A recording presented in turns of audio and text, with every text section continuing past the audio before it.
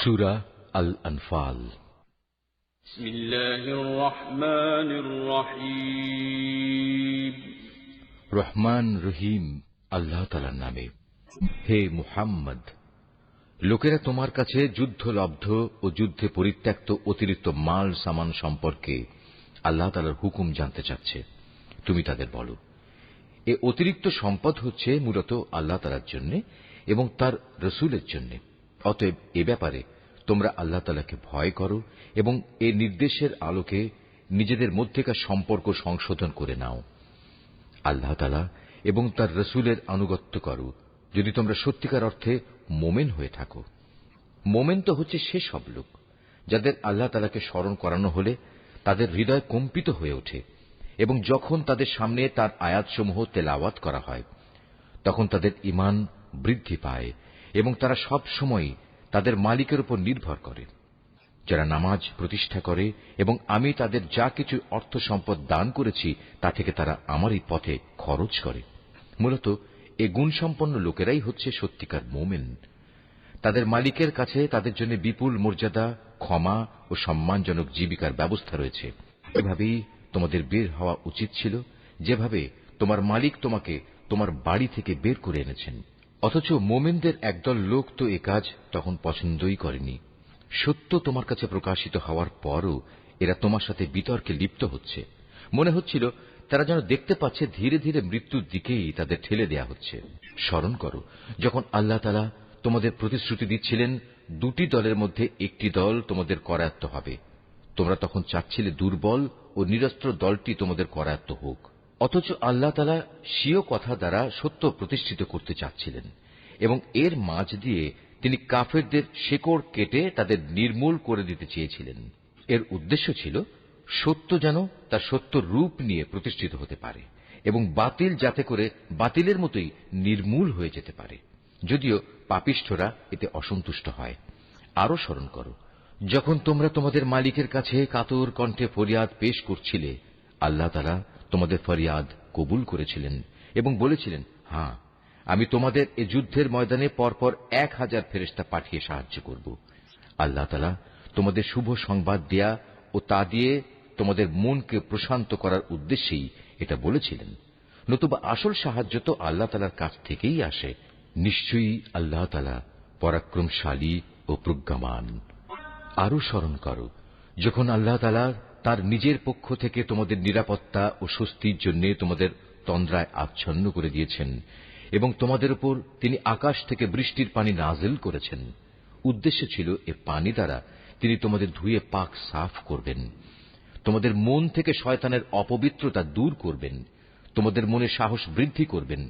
সর্বোপরি যুদ্ধের ময়দানে তিনি এর মাধ্যমে তোমাদের কদম মজবুত করবেন। তাও স্মরণ করো, যখন তোমার মালিক ফেরেশতাদের কাছে ওহী পাঠিয়ে বললেন, আমি তোমাদের সাথেই আছি, অতএব তোমরা মোমেনদের সাহস দাও, তাদের কদম অবিচল রাখো। অচিরেই আমি কাফেরদের মনে দারুণ এক ভীতির সঞ্চার করব। অতএব তোমরা তাদের ঘাড়ের উপর আঘাত হানো এবং তাদের হাড়ের প্রত্যেক জোড়ায় জোড়ায় আঘাত করো। এ কাজটা এ কারণে করা প্রয়োজন, এরা আল্লাহ তাআলা ও তাঁর রাসূলের বিরুদ্ধে মোকাবেলায় নেমেছে। আর যারাই এভাবে আল্লাহ তাআলা ও তার রাসূলের বিরোধিতা করে তাদের জানা উচিত আল্লাহ তাআলা তাদের কঠোর আযাব দেবেন। হে কাফেররা, এ হচ্ছে তোমাদের যথার্থ পাওনা। এবার ভালো করে তোমরা এর স্বাদ গ্রহণ করতে থাকো। কাফেরদের জন্য দোজখের ভয়াবহ আযাব রয়েছে। হে মোমেন বান্দারা, তোমরা যখন যুদ্ধের ময়দানে কাফেরদের মুখোমুখি মোকাবেলা করবে তখন কখনো পৃষ্ঠ প্রদর্শন করবে না। জেনে রেখো, এই যুদ্ধের দিন যে ব্যক্তি তার পৃষ্ঠ প্রদর্শন করবে সে অবশ্যই আল্লাহ তাআলার গজবে পতিত হবে। তবে যুদ্ধের কৌশল হিসেবে কিংবা নিজ বাহিনীর সাথে মিলিত হবার উদ্দেশ্য ছাড়া যদি কেউ এমনটি করে তাহলে তার জন্য জাহান্নামই হবে একমাত্র আশ্রয়স্থল। আর জাহান্নাম সত্যিই নিকৃষ্ট জায়গা। যারা নিহত হয়েছে তাদের তোমরা কেউই হত্যা করনি, বরং আল্লাহ তাআলাই তাদের হত্যা করেছেন। আর তুমি যখন তাদের প্রতি তীর নিক্ষেপ করছিলে, মূলত তুমি নিক্ষেপ করনি, করেছেন আল্লাহ তাআলা স্বয়ং। তিনি এর মাধ্যমে মোমেনদের উত্তম পুরস্কার দান করে তাদের বিজয় দিতে চেয়েছেন। নিঃসন্দেহে আল্লাহ তাআলা সবকিছু শোনেন এবং সবকিছু জানেন। এটা হচ্ছে তোমাদের বিষয় এবং তোমাদের ব্যাপারে তার নীতি। অবশ্যই আল্লাহ তাআলা কাফেরদের ষড়যন্ত্র দুর্বল করে দেন। হে কাফেররা, তোমরা একটা সিদ্ধান্ত চেয়েছিলে, হ্যাঁ, আজ সে সিদ্ধান্তকর মুহূর্তটি তোমাদের সামনে এসে গেছে। যদি এখনো তোমরা যুদ্ধ থেকে বিরত হতে চাও, তাহলে তা তোমাদের জন্য কল্যাণকর হবে। তোমরা যদি আবার যুদ্ধের জন্য ফিরে আসো, তাহলে আমরাও ময়দানে ফিরে আসব। আর তোমাদের বাহিনী সংখ্যায় যতই বেশি হোক না কেন, তা তোমাদের কোনোই উপকারে আসবে না, কারণ আল্লাহ তাআলা ঈমানদারদের সাথেই রয়েছেন। হে ঈমানদার লোকেরা, তোমরা আল্লাহ তাআলা ও তার রাসূলের আনুগত্য করো, কখনো তার কাছ থেকে মুখ ফিরিয়ে নিও না, বিশেষ করে যখন তোমরা সবকিছু শুনতেই পাচ্ছ। তোমরা তাদের মতো হয়েও না, যারা মুখে বলে, হ্যাঁ, আমরা নবীর কথা শুনলাম, কিন্তু তারা আসলে কিছুই শোনে না। আল্লাহ তাআলার কাছে তার সৃষ্টির নিকৃষ্টতম জীব হচ্ছে সেই বধির ও মূক মানুষগুলো, যারা সত্য দ্বীন সম্পর্কে কিছুই বোঝে না। আল্লাহ তাআলা যদি জানতেন এদের ভেতর সামান্য কোনো ভালো গুণও অবশিষ্ট আছে, তাহলে তিনি তাদের অবশ্যই হেদায়েতের কথা শোনাতেন। অবশ্য তিনি তাদের শোনালেও তারা তাকে উপেক্ষাই করত এবং অন্যদিকে ফিরে যেত। হে ঈমানদার লোকেরা, তোমরা আল্লাহ তাআলা ও তার রাসূলের ডাকে সাড়া দাও, যখন তিনি তোমাদের এমন কিছুর দিকে ডাকেন যা তোমাদের সত্যিকার অর্থে জীবন দান করবে। এ কথাটা জেনে দেখো, আল্লাহ তাআলা মানুষ ও তার হৃদয়ের মাঝামাঝি স্থানে অবস্থান গ্রহণ করেন। আবার তোমাদের সবাইকে তার সামনেই জড়ো করা হবে। তোমরা আল্লাহ দ্রোহিতার সেই ফিতনা থেকে বেঁচে থাকো, যার ভয়াবহ শাস্তি যারা তোমাদের মধ্যে জালেম শুধু তাদের মধ্যেই সীমাবদ্ধ থাকবে না। আরো জেনে রাখো, আল্লাহ তাআলা অত্যন্ত কঠোর শাস্তি প্রদানকারী। স্মরণ করো, যখন তোমরা সংখ্যায় ছিলে নিতান্ত কম, এই জমিনে তোমাদের মনে করা হতো তোমরা অত্যন্ত দুর্বল। তোমরা সর্বদাই এ ভয়ে আতঙ্কিত থাকতে যে কখন অন্য মানুষরা তোমাদের উপর চড়াও হবে। অতঃপর আল্লাহ তাআলা তোমাদের একটি ভূখণ্ডে আশ্রয় দিলেন, তার একান্ত সাহায্য দিয়ে তিনি তোমাদের শক্তিশালী করলেন এবং তিনি এ আশায় তোমাদের বহুবিধ উত্তম জিনিস দান করলেন যে তোমরা আল্লাহর এসব নিয়ামতের শুকর আদায় করবে। হে ঈমানদার বান্দারা, তোমরা আল্লাহ তাআলা ও তার রাসূলের সাথে কখনো বিশ্বাসঘাতকতা করো না এবং জেনে শুনে নিজেদের আমানতেরও খেয়ানত করো না। জেনে রেখো, তোমাদের মাল সম্পদ ও সন্তান সন্ততি হচ্ছে আল্লাহ তাআলার পক্ষ থেকে পরীক্ষা মাত্র। যে এ পরীক্ষায় উত্তীর্ণ হবে তার জন্য আল্লাহ তাআলার কাছে মহা প্রতিদান রয়েছে। হে ঈমানদার লোকেরা, তোমরা যদি আল্লাহকে ভয় করে চলো, তাহলে তিনি তোমাদের জন্য অন্যদের সাথে পার্থক্য নির্ণয়কারী স্বতন্ত্র মর্যাদা দান করবেন। তিনি তোমাদের গুনাহসমূহ মিটিয়ে দেবেন, তিনি তোমাদের ক্ষমা করে দেবেন। আল্লাহ তাআলার দান আসলেই অনেক বড়। স্মরণ করো, যখন কাফেররা তোমার বিরুদ্ধে ষড়যন্ত্র করছিল, তারা তোমাকে বন্দী করবে অথবা তোমাকে হত্যা করবে কিংবা তোমাকে আপন ভূমি থেকে নির্বাসিত করে দেবে। এ সময় একদিকে তারা তোমার বিরুদ্ধে ষড়যন্ত্র করছিল, আরেকদিকে আল্লাহ তাআলাও তোমার পক্ষে কৌশল চালিয়ে যাচ্ছিলেন। আর আল্লাহ তাআলাই হচ্ছেন সর্বোৎকৃষ্ট কৌশলী। যখন তাদের সামনে আমার কোনো আয়াত পড়ে শোনানো হতো, তখন তারা বলতো, হ্যাঁ, আমরা এ কথা আগেও শুনেছি, আমরা চাইলে এ ধরনের কথা তো নিজেরাও বলতে পারি। এগুলো আগের লোকদের উপকথা ছাড়া আর কিছু নয়। তারা যখন বলেছিল, হে আল্লাহ তাআলা, মুহাম্মাদের আনিত এ কিতাব যদি তোমার কাছ থেকে পাঠানো সত্য হয়, তাহলে একে অমান্য করার কারণে তুমি আমাদের উপর আসমান থেকে পাথর বর্ষণ করো কিংবা তুমি আমাদের উপর কোনো কঠিন শাস্তি পাঠিয়ে দাও। আল্লাহ তাআলা এমন নন যে তিনি তাদের কোনো আযাব দেবেন অথচ তুমি এখনো তাদের মধ্যে বর্তমান রয়েছ। আর আল্লাহ তাআলা এমনও নন যে কোনো জাতির মানুষদের তিনি শাস্তি দেবেন অথচ তারা কিছু লোক তখনও আল্লাহর কাছে ক্ষমা প্রার্থনা করছে। কেনই বা আল্লাহ তাআলা এখন তাদের আযাব দেবেন না, যখন তারা আল্লাহর বান্দাদের মসজিদুল হারামে আসার পথ থেকে নিবৃত্ত করে? অথচ তারা তো এ ঘরের আসল অভিভাবকও নয়। এ ঘরের আসল অভিভাবক হচ্ছে তারা যারা আল্লাহ তাআলাকে ভয় করে, কিন্তু তাদের অধিকাংশ মানুষই এ কথা জানে না। এ ঘরের পাশে তাদের জাহেলি যুগের নামাজ তো কিছু শীষ দেয়া ও তালি বাজানো ছাড়ার কিছু ছিল না। এ কারণেই আল্লাহ তাআলা তাদের বলবেন, এখন তোমরা তোমাদের কুফরি কার্যকলাপের জন্য শাস্তি ভোগ করো। যারা আল্লাহ তাআলাকে অস্বীকার করেছে এবং যারা নিজেদের ধন সম্পদ এ খাতেই ব্যয় করেছে, যে এর দ্বারা মানুষদের আল্লাহ তাআলার পথ থেকে ফিরিয়ে রাখবে, এদের জন্য তুমি ভেবো না এরা এ পথে ধন সম্পদ আরও ব্যয় করতে থাকবে। অতঃপর একদিন সে ব্যয় করাটাই তাদের জন্য মনস্তাপের কারণ হবে। অতঃপর দুনিয়ার জীবনেও তারা পরাভূত হবে। আর যারা কুফরি করেছে, আখিরাতে তাদের সবাইকে জাহান্নামের পাশে একত্রিত করা হবে।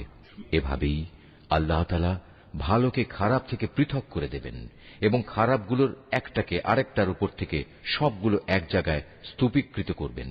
অতঃপর গোটা স্তূপ জাহান্নামে নিক্ষেপ করবেন। মূলত এ লোকগুলো সেদিন ভীষণ ক্ষতিগ্রস্ত হবে। হে মুহাম্মদ, যারা আল্লাহ তাআলাকে অস্বীকার করেছে তাদের তুমি বলো, তারা যদি এ থেকে এখনো ফিরে আসে তাহলে তাদের অতীতের সবকিছুই ক্ষমা করে দেয়া হবে। তবে যদি তারা তাদের আগের কার্যকলাপের দিকে ফিরে যায় তাহলে তাদের সামনে আগের জাতিসমূহের ভয়াবহ পরিণামের দৃষ্টান্ত তো মজুদ রয়েছেই। এ ঈমানদার লোকেরা, তোমরা কাফেরদের বিরুদ্ধে লড়াই করতে থাকো যতক্ষণ না আল্লাহর জমিনে কুফরির ফিতনা বাকি থাকবে এবং দ্বীন সম্পূর্ণভাবে আল্লাহ তাআলার জন্যই নির্দিষ্ট হয়ে যাবে।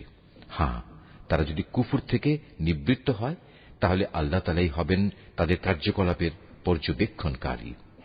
এ সবকিছু সত্ত্বেও যদি তারা সত্য থেকে মুখ ফিরিয়ে নেয় তাহলে তোমরা জেনে রেখো, আল্লাহ তাআলাই হচ্ছেন তোমাদের অভিভাবক। কত উত্তম অভিভাবক আল্লাহ তাআলা, কত উত্তম সাহায্যকারী তিনি।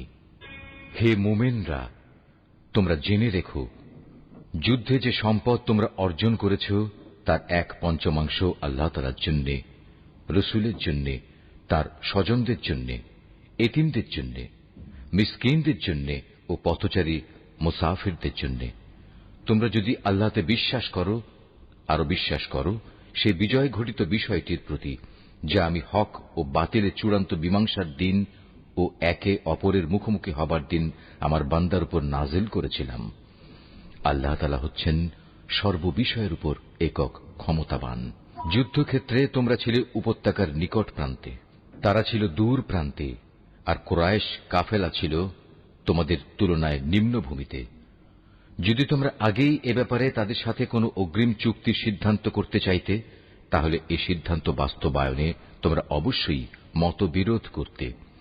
কিন্তু আল্লাহ তাআলা তাই ঘটাতে চেয়েছিলেন যা ঘটানো আল্লাহ তাআলার মঞ্জুর ছিল। এর উদ্দেশ্য ছিল যে দলটি ধ্বংস হবে তারা যেন সত্য মিথ্যা স্পষ্ট হওয়ার পরই ধ্বংস হয়, আবার যে দলটি বেঁচে থাকবে তারাও যেন সত্যাসত্য প্রমাণের ভিত্তিতেই বেঁচে থাকে। নিশ্চয়ই আল্লাহ তাআলা সর্বশ্রোতা ও সর্বজ্ঞ। আরো স্মরণ করো, আল্লাহ তাআলা তোমাকে যখন স্বপ্নে তাদের সংখ্যা কম দেখিয়েছিলেন, তখন যদি তিনি তোমাকে তাদের সংখ্যা বেশি দেখাতেন তাহলে অবশ্যই তোমরা সাহস হারিয়ে ফেলতে এবং এ বিষয়ে তোমরা একে অপরের সাথে বিতর্ক শুরু করে দিতে। কিন্তু আল্লাহ তাআলা এটা না করে তোমাদের নিরাপদ করে দিয়েছেন, কেননা তিনি মানুষের অন্তরে যা কিছু লুকিয়ে থাকে সে সম্পর্কে সম্যক ওয়াকিবহাল রয়েছেন। সে সময়ের কথাও স্মরণ করো যখন তোমরা যুদ্ধের ময়দানে তাদের সামনাসামনি হলে, তখন তোমাদের চোখে তাদের সংখ্যা আল্লাহ তাআলা নিতান্ত কম করে দেখালেন এবং তাদের চোখেও তিনি তোমাদের সংখ্যাকে দেখালেন কম। এর উদ্দেশ্য ছিল যেন আল্লাহ তাআলা তাই ঘটিয়ে দেখান যা কিছু তিনি এ ঘটনার মাধ্যমে ঘটাতে চান, কেননা আল্লাহ তাআলার দিকেই সব কিছুকে ফিরে যেতে হবে। হে ঈমানদার লোকেরা, কোন বাহিনীর সাথে যখন তোমরা সামনাসামনি হও তখন ময়দানে অবিচল থাকবে এবং বিজয়ের আসল উৎস আল্লাহ তাআলাকে বেশি বেশি করে স্মরণ করতে থাকবে। আশা করা যায় তোমরা সাফল্য লাভ করতে পারবে। তোমরা আল্লাহ তাআলা ও তার রাসূলের আনুগত্য করো, নিজেদের মধ্যে পরস্পর ঝগড়া বিবাদ করো না, অন্যথায় তোমরা সাহস হারিয়ে ফেলবে এবং তোমাদের প্রতিপত্তি খতম হয়ে যাবে। তোমরা ধৈর্য ধারণ করো, অবশ্যই আল্লাহ তাআলা ধৈর্যশীলদের সাথে রয়েছেন। তোমরা কখনো তাদের মতো হয়ো না যারা অহংকার ও লোকদের নিজেদের শান শওকত দেখানোর জন্য নিজেদের ঘর থেকে বেরিয়ে এসেছে এবং সাধারণ মানুষদের যারা আল্লাহ তাআলার পথ থেকে ফিরিয়ে রাখে। মূলত তাদের সমুদয় কার্যকলাপই আল্লাহ তাআলা পরিবেষ্টন করে আছেন। যখন শয়তান তাদের কাজগুলোকে তাদের সামনে খুব চাকচিক্যময় করে পেশ করেছিল এবং সে তাদের বলেছিল, আজ মানুষের মধ্যে কেউই তোমাদের উপর বিজয়ী হতে পারবে না এবং আমি তো তোমাদের পাশেই আছি। অতঃপর যখন উভয় দল সম্মুখ সমরে ঝাঁপিয়ে পড়ল তখন সে কেটে পড়ল এবং বলল, তোমাদের সাথে আমার কোনোই সম্পর্ক নেই, আমি এমন কিছু দেখতে পাচ্ছি যা তোমরা দেখতে পাও না। আমি অবশ্যই আল্লাহ তাআলাকে ভয় করি এবং আমি জানি আল্লাহ তাআলা হচ্ছেন কঠোর শাস্তিদাতা। মুনাফিক ও তাদের দলবল, যাদের দিলে গুমরাহির ব্যাধি রয়েছে, যখন তারা বলল, এ লোকদের মূলত তাদের নতুন দিন মারাত্মকভাবে প্রতারিত করে রেখেছে। সত্য কথা হচ্ছে, যে কোনো ব্যক্তি বিপদে আপদে আল্লাহ তাআলার উপর ভরসা করে সে বুঝতে পারবে আল্লাহ তাআলা প্রবল পরাক্রান্ত ও প্রজ্ঞাময়।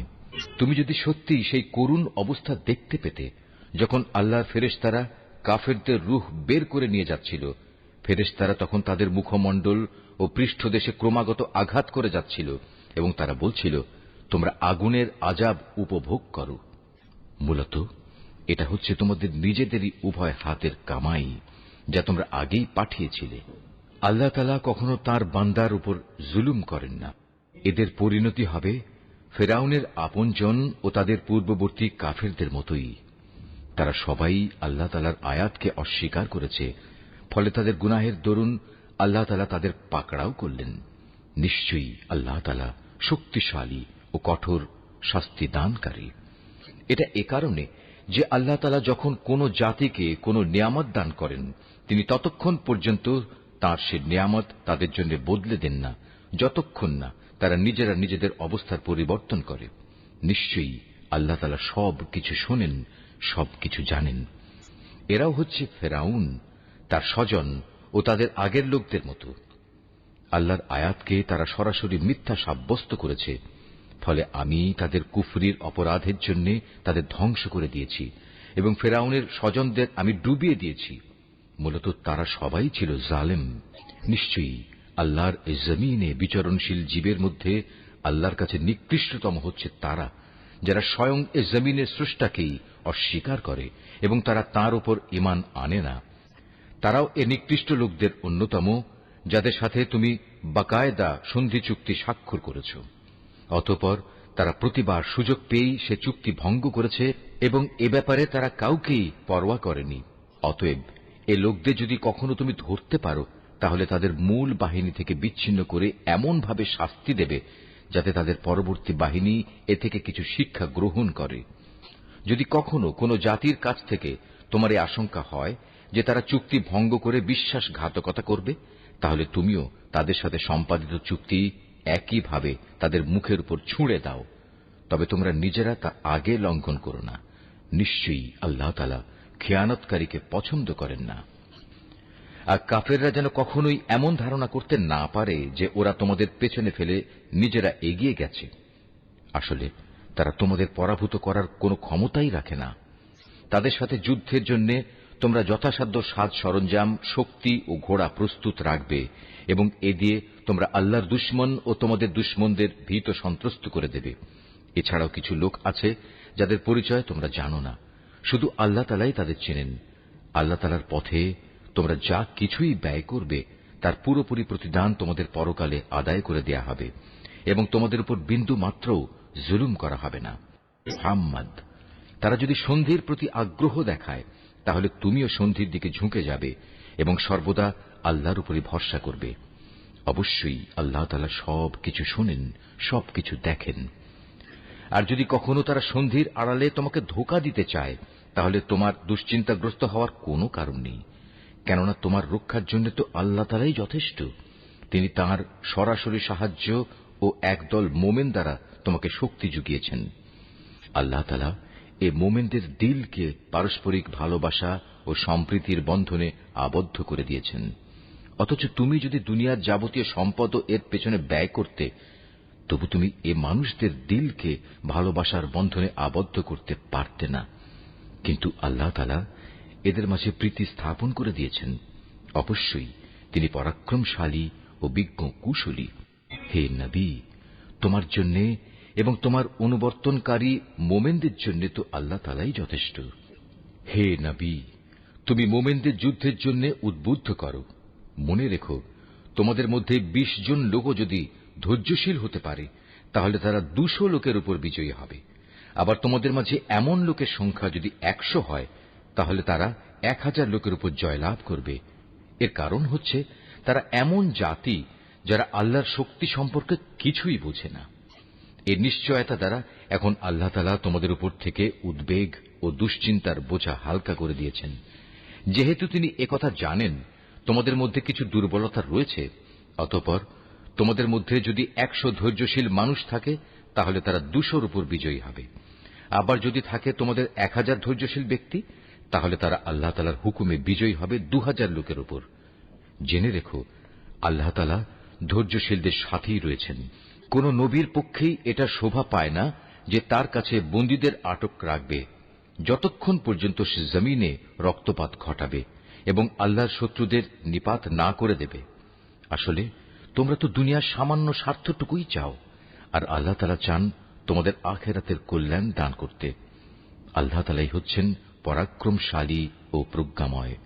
যদি এ ব্যাপারে আল্লাহ তাআলার কাছ থেকে পূর্বের কোন ফরমান লেখা না থাকত, তাহলে বন্দীদের কাছ থেকে মুক্তিপণ হিসেবে তোমরা যা কিছু নিয়েছ তার জন্য একটা বড় ধরনের আযাব তোমাদের উপর পতিত হতো। অতএব যা কিছু তোমরা গনিমত হিসেবে লাভ করেছ, নিঃসংকোচে তোমরা তা খাও, কেননা তা সম্পূর্ণ হালাল ও পবিত্র। তোমরা আল্লাহ তাআলাকে ভয় করো। আল্লাহ তাআলা অবশ্যই ক্ষমাশীল ও দয়ালু। হে নবী, তোমার হাতে যেসব বন্দী রয়েছে তাদের তুমি বলো, আল্লাহ তাআলা যদি তোমাদের দিলে ভালো কিছু গ্রহণের যোগ্যতা আছে বলে জানতে পান, তাহলে তিনি তোমাদের ঈমানের এমন এক কল্যাণ দান করবেন যা তোমাদের কাছ থেকে মুক্তিপণ হিসেবে গৃহীত সম্পদের চাইতে অনেক ভালো, এবং তিনি তোমাদের গুনাহসমূহ মাফ করে দেবেন। আল্লাহ তাআলা ক্ষমাশীল ও দয়াবান।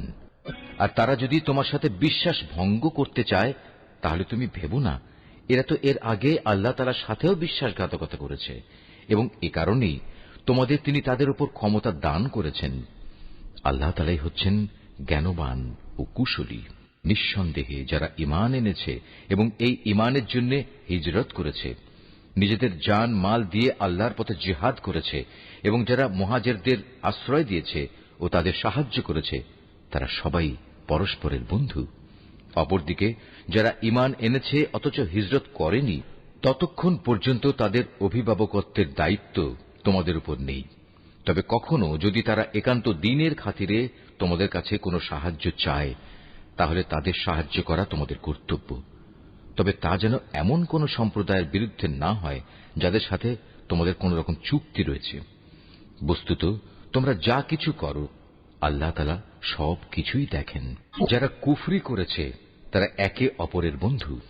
তোমরা যদি একে অপরকে সাহায্য করার সে কাজটি না করো, তাহলে আল্লাহর এই জমিনে ফিতনা ফাসাদ ও বড় ধরনের বিপর্যয় সৃষ্টি হবে। যারা ঈমান এনেছে, এ ঈমানের জন্য হিজরত করেছে, নিজেদের জান মাল দিয়ে আল্লাহর পথে জিহাদ করেছে, এবং যারা এই হিজরতকারীদের থাকার জায়গা দিয়েছে এবং তাদের সাহায্য করেছে, মূলত এরা সবাই হচ্ছে সত্যিকারের মুমিন। এদের জন্য আল্লাহ তাআলার পক্ষ থেকে ক্ষমা ও উত্তম জীবিকার ব্যবস্থা রয়েছে। আর যারা পরে ঈমান এনেছে, হিজরত করেছে এবং তোমাদের সাথে জিহাদ করেছে, তারাও তোমাদেরই অন্তর্ভুক্ত। যারা আত্মীয়তার বন্ধনে একে অপরের সাথে আবদ্ধ, আল্লাহর কিতাব অনুযায়ী তারাও একে অন্যের উত্তরাধিকারের বেশি হকদার। নিশ্চয়ই আল্লাহ তাআলা